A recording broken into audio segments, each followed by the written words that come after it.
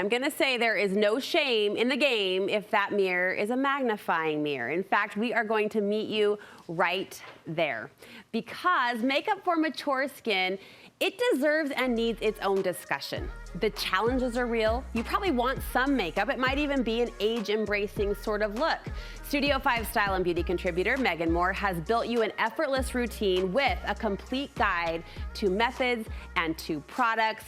Great to see you, friend. Thank you. How often does this topic, this question of makeup for the mature skin, come into your circle? A lot. I get DMs and emails a lot. And I think the reason is because brands have not done a great job at marketing to this age. I think it's starting to change. I'm seeing a shift where it's like, hello, these women count too, right? They've got the money, they've got the time, they want to feel great too, right? So we're seeing that shift, but it hasn't been there in the past. So I think a lot of people feel like, is this for me? What do I do? Yeah, and it's an easy trap as a consumer, right? On the other side, I think, to get stuck in what you know. I remember I had a makeup artist about 5 to 6 years ago say, sister, time to glow up, grow up your makeup bag. And there is that, it's scary to evolve. For sure. But you've talked about that before as well, that your routine needs to serve you and grow up with you. Absolutely. There's nothing good is staying stagnant, right? We always need to grow and change. And so these are things that I think anyone can do. And I think when you kind of hear it and the light bulb will go off, oh, that makes sense. That change isn't as scary as I think it would be. Common issues for more mature skin as we lean into makeup for the more mature face are what? So definitely a change in texture. I think that's the biggest one. Our pores show up a lot more. Our fine lines and wrinkles are there, right? We just don't have the smooth canvas that we used to have. So we can't just like kind of cheat things and get away with it. We actually have to be a little bit more intentional to kind of work with the texture that we're given as we get older. The other thing is our oil production goes down drastically. Like at 50, it just really, really drops. So our skin is just naturally drier. And so we have to kind of combat that, which we may not have had in the past. I always admire a mature woman who's glowing. And I know there's trickery involved in that. We'll talk about that. What age, before we dive in, you've got a lot of great goodies to share. What age should I start considering some of these practices and principles? I'd say 40 plus is probably when you're going to start to see those changes. And then again, at 50 is where we're going to see a bigger jump in those changes. Yeah. So anything in that age range and above. Here's to it, sister. Here's to it. Let's go. First, we want to hydrate. We want to prep our skin. Yeah, the biggest thing is that no makeup will look good on dry skin. If it's dry and kind of like nothing, you can't put anything on it that's going to look good. So make sure your skincare is prioritized and your prep products are prioritized. So I have a few here that I think are great to get yourself prepped. So this is my beautiful mother-in-law. She's so nice to help me. But I'm prepping the skin first. So I'm doing a great blurring primer, and then an under-eye prep product is key, and then a lid prep product is key. Okay. So you want to make sure you have those three before you start on the makeup. These are the products you like. Yep. So the prep product for the skin was these amazing kind of blurring drops. So it's a serum and it has a blurring quality to it. So it's the last product you would put on after your moisturizer. It's great and it just goes on like, again, like a serum, and it's just going to kind of give a nice blurring effect so that everything over the top kind of floats a little bit over the texture. Okay. The under eye prep that I love is this one down here by PIXI. It's their vitamin C under eye prep, and it's kind of an orange tone, so it's going to counteract the blues and the purples that we have underneath our eye, and it's going to prep the eye for concealer that will come later down the road. Okay. And then a great lid primer is crucial because, again, we're going to get that looser skin on our lid. Things just don't go on as smooth. So this MAC product is a great one. It's kind of more like a moisturizer feeling. It's not too tacky. If we get anything too sticky, it's going to really have a hard time spreading over that looser skin. So I really like this one just to get everything to kind of grip and stay in place. You say color matching is key. Key. I would say this is probably number one. When we start to have texture in our skin, we can't hide it anymore with color that just like kind of is like, oh, that's a kind of close match, right? We can't get away with it. And in fact, if we are using the wrong color, it will actually make all of the texture worse. So you want it, doesn't matter what the formula is, if it's the perfect color, it's going to do more for you than anything else. That's big. Spend time finding the right color, absolutely, that's number one. Okay. And I would say on your base products, on your foundation products and your concealer products, especially this is crucial, thinner products are going to be easier for us to blend and they're going to stay more hydrating. And so again, get the right color, but then a thinner formula is great.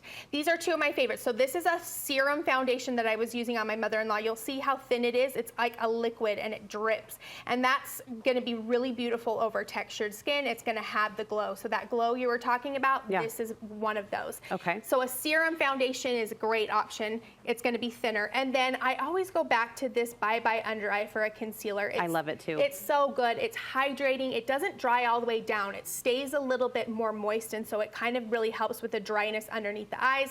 No matter what, I always go back to this one. It is just my tried and true, definitely for mature skin. So let's talk actual application techniques. What should we be thinking about there? Okay, so we want to make sure that we're keeping everything less is more, right? The more we're piling on, the more texture we're going to start to see. So keep it less, start with less. You can always build it, but I would say thinner layers, less of it. And then I also like to say blend it 2 ways. So you'll see here I'm putting on her foundation and I start with a brush, but then I like to switch to a sponge and use a sponge to finish blending it in. Or if I'm putting something on with my fingers, I might start with my fingers and then blend the second way with a sponge or a brush. But they all kind of offer 2 different things, like the other one doesn't, right? So fingers are going to have warmth, which will help spread product. A sponge is going to have moisture in it, so it kind of blurs and blends. So they all have something that the other one doesn't.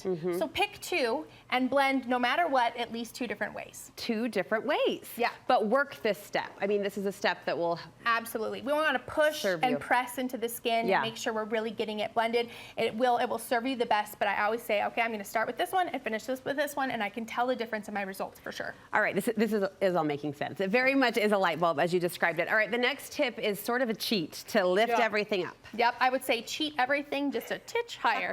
We're just gonna pretend that our cheekbones are still up here. Pop that girl right up. We're gonna pretend our eyebrows are still up here. We're just gonna cheat everything a little bit higher. And it doesn't have to be something that's overly noticeable, right? We don't want people to be like, whoa, your blush is crazy.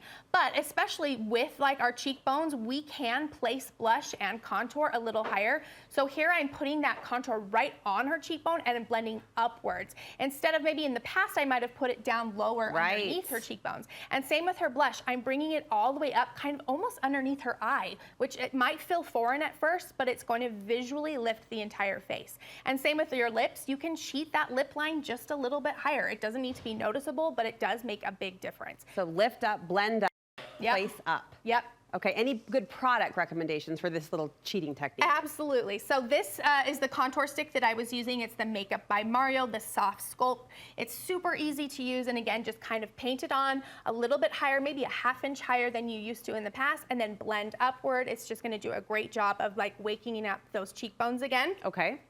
The blush that I was using was the Patrick Ta blush down here. I love these because they come with both a powder and a cream. And what's unique about him and his philosophy is he does powder first and cream over the top. So he uses the powder with the brush and then blends with the cream, give a beautiful glow on the cheeks. Super gorgeous. I love these.